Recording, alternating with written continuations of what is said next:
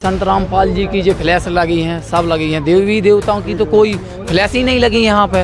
मालिक की जैसा मान के चलो शिव शंकर भगवान जी की होना चाहिए थी, देवी जी की होना चाहिए थी। यहाँ तो गुरु जी की फ्लैश दिख रही हमको चारों तरफ नजर। ये क्या है सर? इन्होंने बताया कि संत रामपाल जी महाराज के आश्रम में सिर्फ संत रामपाल जी महाराज के ही फ्लैक्स लगे हुए हैं। ऐसा कहता नहीं लगे, कोई देवी देवताओं के फ्लैक्स भी, ब्रह्मा विष्णु महेश के भी फ्लैक्स लगे हैं। क्या है कि इन्होंने देखा नहीं है हमारे गुरु जी की एक वाणी। सर मैं भी आया हूँ तो मुझे भी एक फ्लैक्स नहीं देखा देवी देवताओं। मैं बता रहा हूँ क्या है, हमारे गुरु जी की एक वाणी है कि तीनों देवा कमल दल बसे, या ब्रह्मा विष्णु महेश, और प्रथम उनकी वंदना फिर सुन सतगुरु उपदेश। दर्शकों नमस्कार, हम हैं सतलोक आश्रम उड़दन बैतूल मध्य प्रदेश में। यहाँ पर कुछ लोग आए हुए हैं जो कि संत रामपाल जी महाराज के अनुयायियों से कुछ सवाल उठा रहे हैं, तो हम उनसे जानते हैं। यहाँ नमस्कार सर। नमस्कार जी।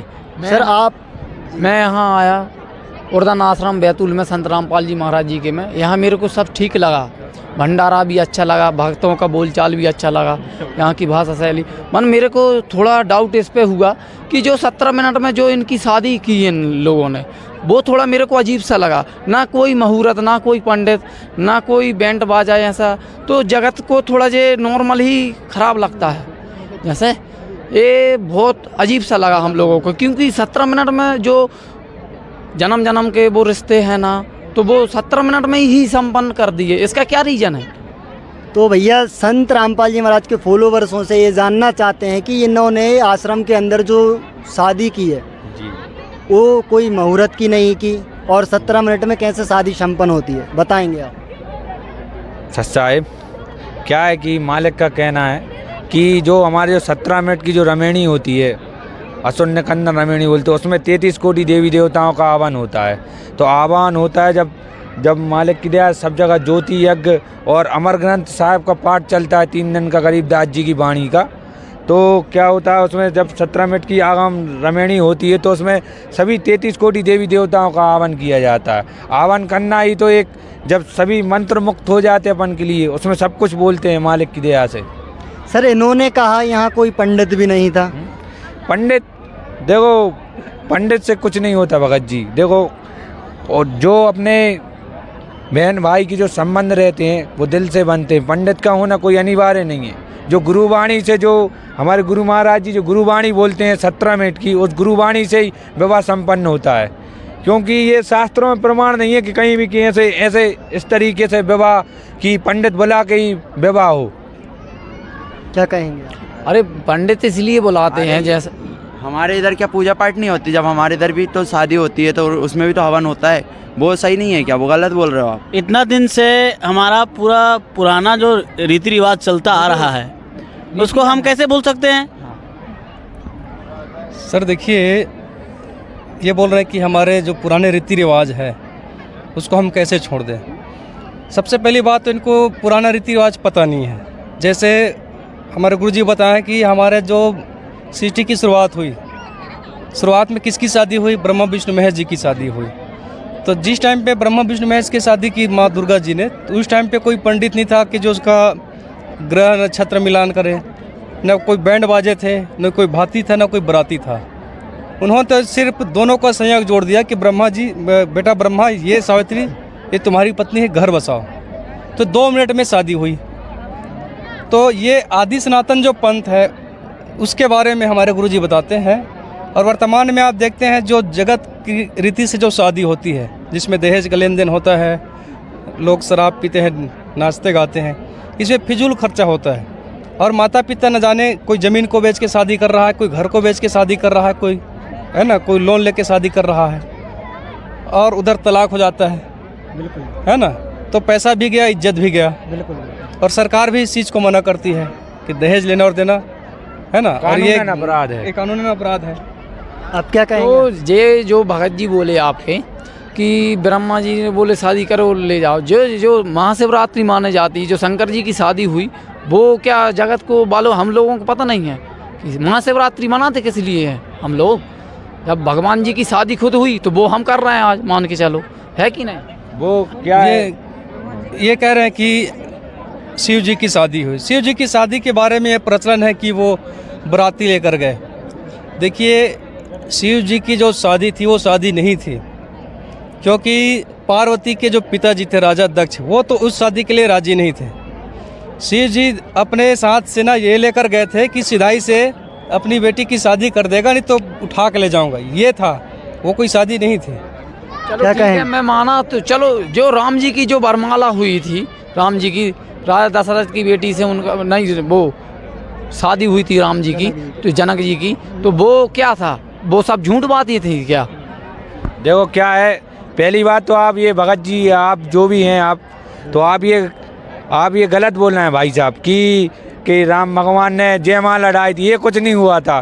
क्या था कि उस समय स्वयंवर हुआ था। स्वयंवर इसलिए हुआ था कि जो भी पुण्य आत्मा है, जैसे बहुत से वो धनुष धरते हुए कि यहाँ पर ये उधर पर धनुष की एक वो रखा गई थी, एक सैया पे एक धनुष रखा था कि जो भी इस धनुष को उठा लेगा उसके लिए हम अपनी बेटी उनको दे देंगे, प्रदान कर देंगे, ये दे देंगे, वो उन्हीं के साथ रहेंगे महारानी बन के, ये बोला था तब। कि ये नहीं बोला था कि उनकी जयमाला होएगी, कि उनके लिए विधि विधान से ब्याह होगा, ये नहीं हुआ था कुछ। और मेरा ये प्रश्न है, भगत जी मालिक की दास से आश्रम में संत रामपाल जी की जो फ्लैश लगी हैं, सब लगी हैं, देवी देवताओं की तो कोई फ्लैश ही नहीं लगी यहाँ पे मालिक की। जैसा मान के चलो शिव शंकर भगवान जी की होना चाहिए थी, देवी जी की होना चाहिए थी, यहाँ तो गुरु जी की फ्लैश दिख रही हमको चारों तरफ नजर है, ये क्या है?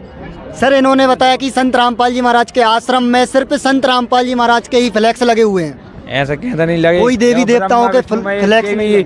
ब्रह्मा विष्णु महेश के भी फ्लैक्स लगे हैं। क्या है कि इन्होंने देखा नहीं है, हमारे गुरुजी की एक वाणी। सर मैं भी आया हूँ तो मुझे भी एक फ्लैक्स नहीं देखा देवी देवताओं का। मैं बता रहा हूँ क्या है, हमारे गुरुजी की एक वाणी है कि तीनों देवा कमल दल बसे, यह ब्रह्मा विष्णु महेश, और प्रथम उनकी वंदना फिर सुन सतगुरु उपदेश।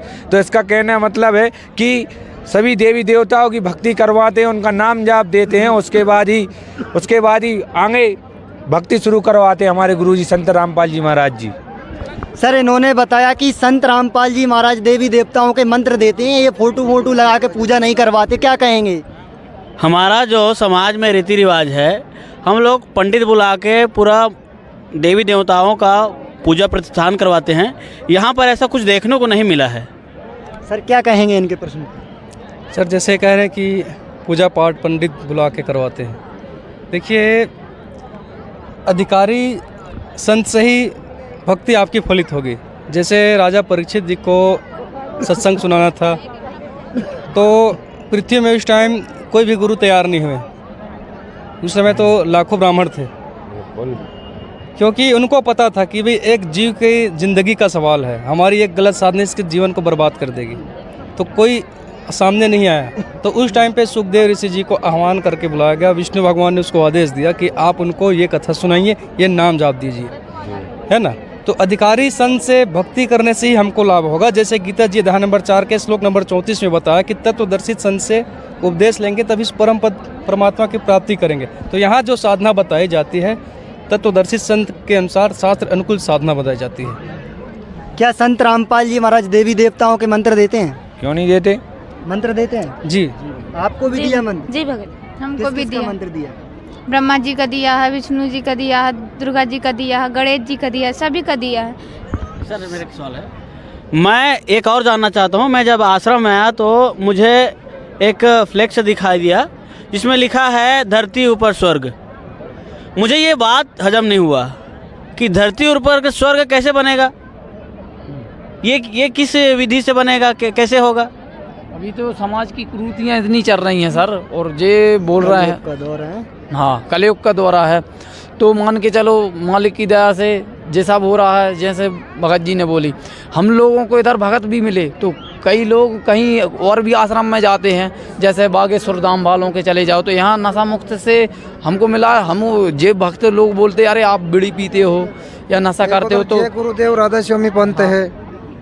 हाँ तो इनका कहना है कि यहाँ पर आपको गंदगी वगैरह हाँ, नहीं मिली है ना, गंदगी ये तो इनको ठीक लगा यहाँ पे। हाँ, और कोई भगत हमको ऐसा नहीं देखा कि कोई के पास गुटखा हो। बात करते हैं धरती ऊपर स्वर्ग की। भैया ने कहा कि संत रामपाल जी महाराज ये कैसे कर पाएंगे, धरती ऊपर स्वर्ग कैसे बन पाएगा, बताएंगे सर? जैसे स्वर्ग शब्द से क्या तात्पर्य है? स्वर्ग मतलब जहाँ पे हर प्रकार की सुख सुविधा उपलब्ध हो। अब ये सुख सुविधा कैसे उपलब्ध होगी? इसका पहला तो ये है कि शास्त्र अनुकूल भक्ति हो, जैसे गीता अध्याय नंबर 16 के श्लोक नंबर 23 में बताया कि शास्त्र अनुकूल भक्ति करने से आपको हर प्रकार का लाभ मिलेगा, आपकी परम गति भी होगी। दूसरा, संसार की सारी बुराइयों को हम त्याग करेंगे। जैसे संत रामपाल जी महाराज जी के अनुयायी किसी भी प्रकार की बुराई नहीं करते हैं। नशा है ना, फिल्म देखना है, रिश्वतखोरी है, दहेज लेन देन है, या किसी भी प्रकार का तांत्रिक पाखंडवाद से दूर है। तो इससे हमारे आर्थिक स्थिति सुधर रही है। आर्थिक स्थिति हमारी सुधरेगी, हम सुदृढ़ होंगे, है ना, धन से हम बलवान होंगे। दूसरा, हमें वो तत्व ज्ञान मिल रहा है जिससे हम बुराई से कोसों दूर हैं। पर स्त्री को हम बहन बेटी के समान देखते हैं। तो जब ये माहौल पूरे विश्व में हो जाएगा, सब इसको फॉलो करने लग जाएंगे, तो ऑटोमेटिक जो है धरती के ऊपर स्वर्ग बन जाएगा। तो हमने बुराइयों से दूर होना पड़ेगा। जैसे आप यहाँ देख रहे हैं, है ना, आपको किसी के ऊपर कोई गलत ऐब आपको नहीं दिखेगा, है ना। कोई नशा कर रहा हो, किसी की जेब में बीड़ी हो, गुटखा हो, या कोई नशा करके आ गया हो, और सब जो है एक ही चर्चा कर रहे हैं परमात्मा की महिमाओं की। आपको फालतू चर्चा भी नहीं देखने को मिलेंगी कि वो ऐसा करता है, उसने ये कर दिया, उसका ये होगा, है ना। तो आप यहाँ का माहौल एक बार देख लीजिए, और यही सब घरों घर में हो जाए साधना, तो आप खुद बताइए कि धरती स्वर्ग बनेगी या नहीं बनेगी। सर, इन्होंने कहा है कि अभी इस वक्त सतलोक आश्रम बैतूल में स्वर्ग जैसा माहौल है। आप लोग जहाँ से भी आए हैं, संत रामपाल जी महाराज के आश्रम में देखा होगा, माहौल बताइए कैसा है। एक मिनट सर, क्या संत रामपाल जी महाराज करेंगे? इतना धर्म और गुरु है विश्व में, वो नहीं कर पाएंगे क्या? क्या ऐसा एक ही संत है जो इस तरह माहौल ला सकते हैं, धरती ऊपर स्वर्ग बना सकते हैं? जितना बागेश्वर धाम है हमारे, और प्रेमानंद जी महाराज जी हैं, प्रदीप मिश्रा जी हैं, जे धर्म गुरु हैं, जो जितने भी, और अपने अनिरुद्धाचार्य जो है, इतना जगह जगह उसका लाइव चलता है सत्संग का, उसको देखते हैं हम लोग, वो भी तो कर रहे हैं, क्या वो नहीं कर सकते हैं क्या? सर, इन्होंने बताया कि संत रामपाल जी महाराज जी धरती ऊपर स्वर्ग बना सकते हैं। ऐसे तो बहुत से साधु संत हैं, बागेश्वर धाम हुए, अनिरुद्धाचार्य हुए, वो भी तो बना सकते हैं। सर, जब ये भक्ति साधना हमारी कब से चली आ रही है? सतयुग से चली आ रही है ना। सतयुग में क्या होता था? शास्त्र अनुकूल साधना होती थी, वेदों के अनुसार लोग साधना करते थे। तो आप पुराणों में पढ़कर देखिए कि सतयुग में कैसा माहौल था। त्रेता युग में, द्वापर युग में ये हमारी साधनाएं चलती थी वेदों अनुसार। कलयुग में हमारी जो साधना है शास्त्र के विरुद्ध हो चुकी है।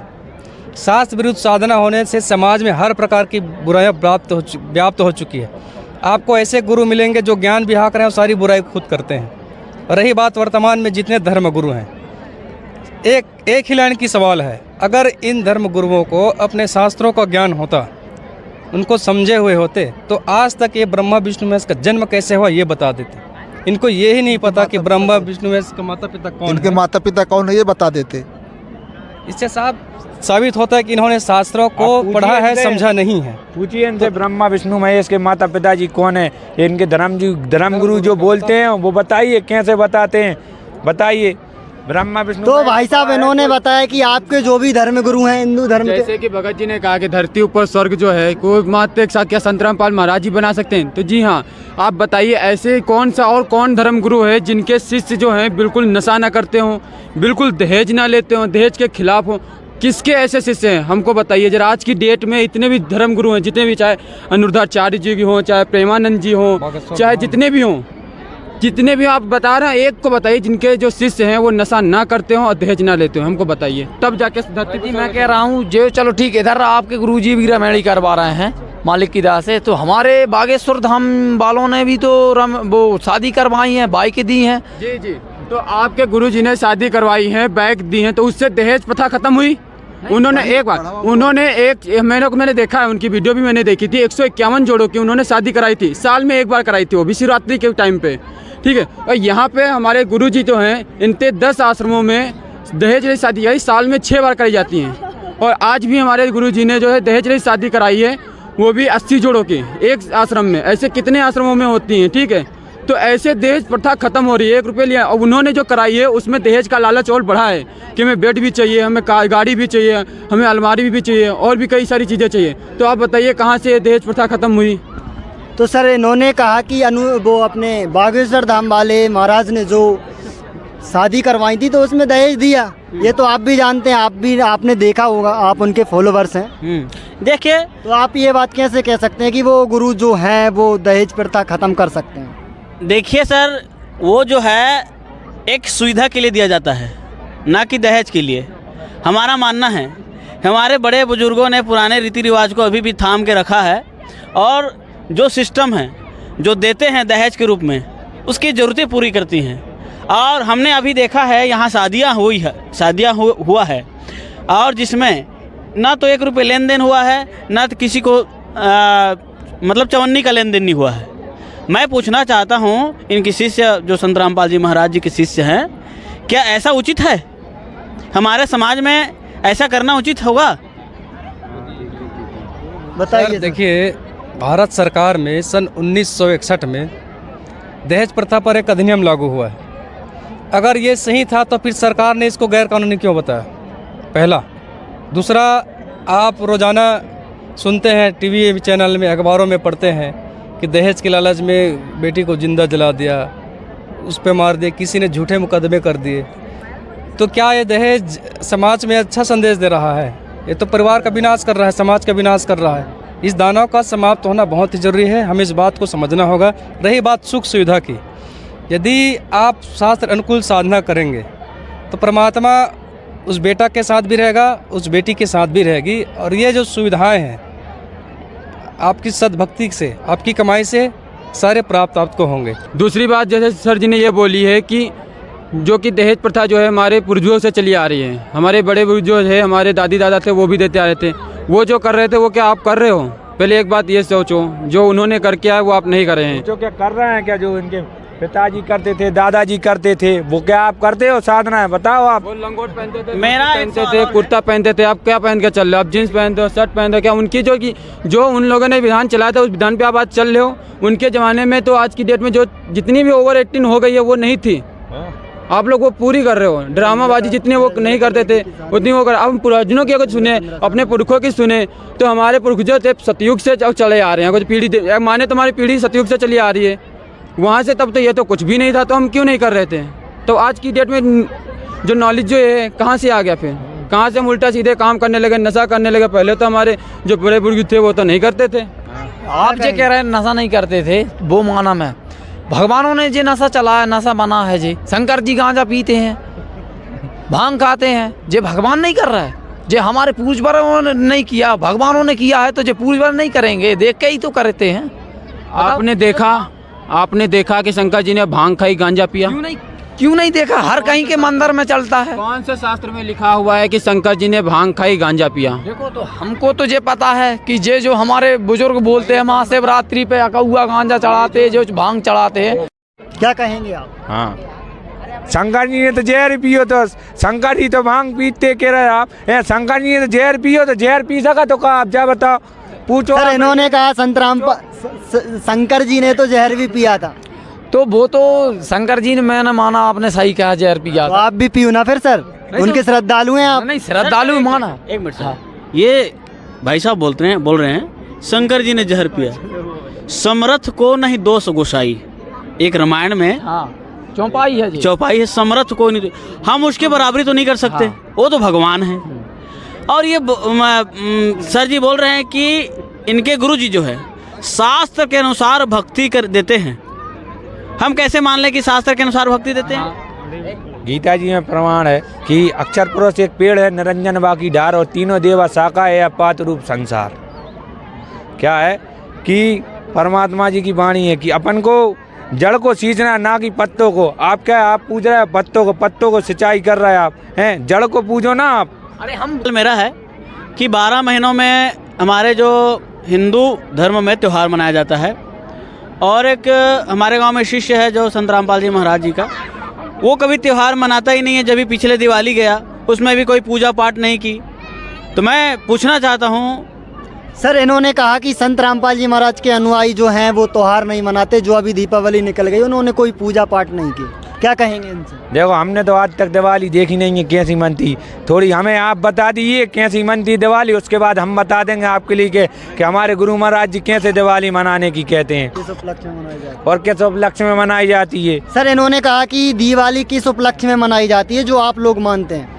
हम दीपावली इसलिए मनाते हैं कि जो 14 वर्ष का वनवास हुआ था राम जी का, तो उनके आने की खुशी में हमारे घरों में घर को पुताई वगैरह हुई, अच्छी सजावट हुई, माता पूजा हुआ, जो हाँ खुशी का माहौल था। उस समय में बहुत पूड़ी पकवान बनते। इन लोगों को तो हमने कभी नहीं देखा भक्तों के घर के ये पकवान बना हो या कुछ भी बना हो, घर पोते हो। हमने कभी ऐसा भगत के घर में ऐसा नहीं देखा कि लाइटिंग जली हो या दीप जलाया हो इनने। हमको तो दीपावली में अभी हमने दीप जलाया घर के ऊपर, सब अपने अपने घर को सजाया, लाइटिंग जलाई। तो ये ऐसा क्यों करते हैं इन्हें? मैं तो ऐसा लगता जैसे हमने स्कूल में भी पढ़ा था और अभी समाज में ही भी हम रहे। दिवाली क्यों मनाते हैं? दिवाली इसलिए मनाते हैं कि श्री रामचंद्र जी जो है 14 वर्ष के वनवास से वापस आए, तो आने की खुशी में गाँव वालों ने दीप जलाए। तो सर ये जो उस समय पे दिवाली मनाई गई थी वो 1 वर्ष ही मनाई गई थी, क्योंकि दूसरे वर्ष में श्री रामचंद्र जी ने किसी धोबी के बातों को सुनकर सीता जी को घर से निकाल दिया था। उसके बाद अयोध्या में कोई दीपक नहीं जलाया गया, कोई दिवाली नहीं मनाई गई। उसके बाद आप प्रमाण देखिए, द्वापर युग में कहीं कोई दिवाली नहीं मनाई गई। ये दिवाली तो सन 1974 में जब रामायण को लिखा गया तुलसीदास जी द्वारा, उसके बाद ये पाखंड शुरू हुए हैं। पहली तो ये शास्त्र विरुद्ध साधना है। दूसरी बात रही त्यौहार की, दिवाली की, तो हम प्रतिदिन भक्ति करते हैं, प्रतिदिन सुबह शाम घी का दीपक जलाते हैं। हमारे लिए सदा दिवाली है। और ये मैं पूछना चाहूँगा इस समाज से, आपने रामचंद्र जी और सीता जी के वापसी का तो खुशी मना, क्या आपने कभी सीता जी को जब नगर से बाहर निकाल दिया, घर से जब वो गर्भवती थी, तो क्या आपने उसका शोक कभी मनाया है? सर इन्होंने कहा कि जैसे जब राम जी ने सीता जी को घर से बाहर निकाल दिया था तो आपने उस चीज़ का दुख मनाया। आपने खुशी तो मना ली, दुख मनाया क्या? बात ऐसा है, हमारे धर्म गुरु ने आज तक ऐसा नहीं बताया हमको। बात ऐसा है कि हमें कभी नहीं बताया, लेकिन इतना बताया कि जब राम ने युद्ध करके आया था तब खुशियाँ अयोध्या में मनाया गया था। उस उपलक्ष्य में हम दीपावली मनाते हैं। तो सर इन्होंने तो कहा वो खुशी भी 1 साल के लिए बस मनाई गई थी। इसके हाँ, ये बात सत्य है। ये बात सत्य है कि किसी धोबी के कहने से राम जी ने सीता को घर से निकाला था। ये बात सत्य है, रामायण में प्रमाणित है, ये मतलब प्रमाणित है। इस बात से तो आप इनकी सहमत है कि वास्तव में ऐसा नहीं करना चाहिए। बुराइयों का कारण है। देखो अंधविश्वास नहीं कह सकते उसको कह सकते हैं इनको जानकारी सही नहीं है, इन्होंने वेद शास्त्रों का अध्ययन नहीं किया होगा। वही मैं कहना चाह रहा हूँ, शास्त्रों के बारे में सही जानकारी, हमारे इतिहास, देवी देवताओं का इतिहास, हमारे ऋषि मुनियों का इतिहास, इसके बारे में पूरी जानकारी वर्तमान में संत रामपाल जी महाराज जी बता रहे हैं। आप अभी देखे होंगे प्रदर्शनी लगी हुई है जिसमें हर धर्म के शास्त्र हैं, है ना। तो हमारे गुरुजी सारे जो चीज़ें बताते हैं, साधनाएं जो ज्ञान बताते हैं, शास्त्रों के अनुकूल बताते हैं। सर और किसी का प्रश्न है? मेरा एक प्रश्न और है, ये कह रहा है संत रामपाल जी जब प्राचीन काल से कहाँ चले गए थे? इतने वर्ष पहले हमको ये ज्ञान नहीं था, तो हमको भी तो होना चाहिए ये ज्ञान। जब कहाँ थे आपके संत रामपाल जी महाराज जी? सर इन्होंने बताया कि संत रामपाल आ गए जी। अब संत रामपाल जी ज्ञान कैसे उमड़ा जी? कैसे हुआ सर? सर मैं इनसे पूछना चाहूँगा, आज से 50 साल पहले क्या मोबाइल जानते थे? एंड्रॉयड मोबाइल आज से 50 साल पहले आपने मोबाइल देखा था? ये जो समय की बात है, इस समय के साथ युग बदलता है। अभी ये डिजिटल इंडिया माना जा रहा है कि नहीं? अब आप बोलोगे ये कार नहीं देखी, तो पहले तो कार नहीं, गाड़ी बैल से चलते थे। क्या कहेंगे सर? यही हमको यही बताना चाहते हैं इनको कि प्रत्येक युग में परमात्मा आते हैं, और जब समाज गलत साधनाओं को करता है और समाज में हाहाकार मच जाता है, धर्म का नाश हो जाता है, अधर्म बढ़ जाते हैं, तो उसको सत्य साधना और सत्य ज्ञान से उस खराब माहौल को सही करने के लिए परमात्मा तत्वदर्शी संत के रूप में आते हैं और अपने एक मानव की तरह, एक साधारण गुरु की तरह लीला करते हुए इस ज्ञान को बताते हैं। सन 1994 से संत रामपाल जी महाराज जी को आदेश हुआ, और 1994 से संत रामपाल जी महाराज जी जो है सारी सच्चाई साधना शास्त्र अनुकूल बता रहे हैं, कैसे हमने जीवन जीना चाहिए, कैसे अपना आचार विचार रखना चाहिए, कैसी साधनाएं करना चाहिए, और उनसे प्रत्येक अन्याय को लाभ भी मिल रहा है। सर इन्होंने बताया जब जब धरती पे कोई ज़्यादा पाप बढ़ता है तब तब भगवान आते हैं। तो ऐसे ही संत रामपाल जी महाराज जब समय निश्चित हो गया, धरती पर पाप बढ़ गया, तो संत रामपाल जी महाराज आए और उन्होंने उनका ज्ञान प्रसारित किया। क्या कहेंगे? तो धरती पे इतने पाप बढ़े, हमारे कृष्ण भगवान नहीं आए क्या, राम जी नहीं आए क्या धरती पे? वो भी तो आए, उनने भी लीला करी कि नहीं? इनसे जे पूछो मालिक की दया से। रामायण में एक चौपाई है, कर्म प्रधान विश्व करी राखा, जो जस कर ही ताहि फल चाखा। क्या इस चौपाई का हम लोग फॉलो नहीं करते? जैसा जैसा जे करेगा वैसा वो भरेगा। इस पे हम डिबेट रहते हैं, हमें तो आज तक नहीं बताया ऐसा कोई। क्या कहेंगे सर? जैसे बता रहे हैं कि रामचंद्र जी आए थे, है ना, उन्होंने अधर्म का नाश किया। देखिए, उन्होंने अधर्म का नाश किया, कैसे किया? युद्ध से किया। अब बताइए, युद्ध से पहले जो सैनिक थे दोनों पक्षों में, है ना, युद्ध के बाद उसकी मृत्यु हो गई, बहनें विधवा हो गई, बच्चे अनाथ हो गए, करोड़ों लोग, तो एक हाहाकार और शुरू हो गई। तो क्या उस चीज़ से शांति उत्पन्न हुई? नहीं हुई। तो शांति उत्पन्न के लिए आपको शास्त्र अनुकूल साधना करना पड़ेगा। तत्वदर्शी संत उस ज्ञान को बताते हैं, ज्ञान से बताते हैं। समाज ज्ञान से सुधरेगा, ना कि हथियार से सुधरेगा। बंदी चोर सतगुरु रामपाल जी भगवान की जय हो। तो हम जे कह रहे हैं, जे भगत जी बोल रहे हैं वो सही है, माना मैं। तो पहले जब जो अर्जुन जी ने कहा था, पहले जो धर्म के वक्ता जो हैं सब हमारे धर्म गुरु, वो भी गीता पढ़ते हैं, आज रामायण पढ़ते, सब पढ़ते हैं। उसमें बोला है कि पहले युद्ध होते थे, सब बात होती थी, जे माना मैं। इनका एक और प्रश्न उठ के आ रहा है सर, बताइए प्रश्न आपका। मैं ये जानना चाहता हूँ कि क्या पूरा विश्व में संत रामपाल जी महाराज और वेद पुराण से ज्ञान दे रहे हैं या ऐसे समाज को बरगला रहे हैं? मेरा एक ही प्रश्न है बस।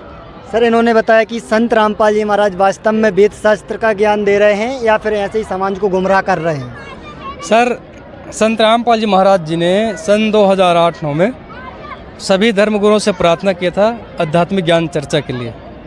कोई भी धर्मगुरु आध्यात्मिक ज्ञान चर्चा में नहीं आए। साधना चैनल वालों ने एक इंटरव्यू लिया है सभी धर्मगुरुओं का, हिंदू, मुस्लिम, सिख, ईसाई, जैनी, और उस डिबेट को संत रामपाल जी के महाराज से कंपेयर करके साधना चैनल में चलाया गया था। आप उस आध्यात्मिक ज्ञान चर्चा को देखकर समझ सकते हैं कि वास्तव में सभी धर्मशास्त्रों का ज्ञान किस संत को है। आज तक हमने शास्त्र देखे भी नहीं थे, हमने तो शास्त्र संत रामपाल जी के महाराज के सत्संग में देखा, हमने सुने थे। तो आप उसको देखिए, आध्यात्मिक ज्ञान चर्चा को आप संत रामपाल जी महाराज यूट्यूब चैनल में जाके देख सकते हैं। और आपके घर में शास्त्र होगा, है ना, उसमें आप मिलान करके देख सकते हैं, आपको सारे प्रमाण मिलेंगे, है ना। संत रामपाल जी महाराज जी है, पूरे धर्म शास्त्रों को खोलकर पेज नंबर हर चीज़ बता के, उंगली रख के दिखा के हमें ज्ञान बता रहे हैं। सर, इन्होंने कहा कि संत रामपाल जी महाराज साधना चैनल पे सत्संग आता है, उस पर हर एक वेद शास्त्र, जो भी वेद शास्त्र बताते हैं, उन पे उंगली रख के आपको प्रमाण सहित बताते हैं। क्या कहेंगे आप? आपने कभी संत रामपाल जी महाराज के सत्संग देखे साधना टीवी पे? अभी तक तो नहीं देखा हूँ, लेकिन मित्र के कहने पर मैं संत रामपाल जी महाराज का सत्संग देखूंगा। और मुझे अच्छा लगा है क्योंकि वेद शास्त्र हमारे प्राचीन एक इतिहास है, जो हमारे जो भक्ति का ये बताते हैं, नियम बताते हैं। मैं संत रामपाल जी के महाराज के शिष्य को बहुत बहुत धन्यवाद देता हूँ कि हमें ये नई जानकारी मिला, और मैं ज़रूर देखूँगा और दूसरों को भी बताऊँगा। और इतना ही कहकर मैं अपना वाणी विराम करता। मैं एक बात और पूछ लूँगा भाई से कि संत रामपाल जी महाराज जी की सत्संग हम कैसे दे सकते हैं, कहाँ जानकारी मिलेंगे, बता दीजिए। मगर जी, संत रामपाल जी महाराज के आप जैसे साधना चैनल है, तो शाम को 7:30 से 8:30 सत्संग आता है, आप उसमें देख सकते हो। सुबह भी आता है, दोपहर में भी आता है, श्रद्धा चैनल में 2 बजे से 3 बजे तक, आप उसमें भी देख सकते हो। बोलो बंदी छोड़ सतगुरु रामपाल जी भगवान की जय हो। दर्शकों, इस डिबेट को हम यहीं ख़त्म करते हैं। अगर आपको अच्छी लगी तो लाइक सब्सक्राइब जरूर करें।